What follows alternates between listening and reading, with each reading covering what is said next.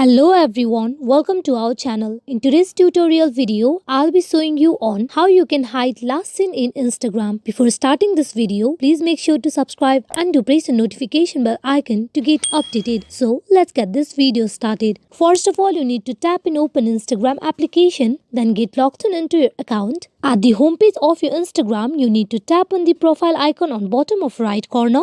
Here inside your profile, you need to tap on 3 horizontal line on top right side of your screen. Here you need to tap on settings option. Inside settings, you need to tap on privacy.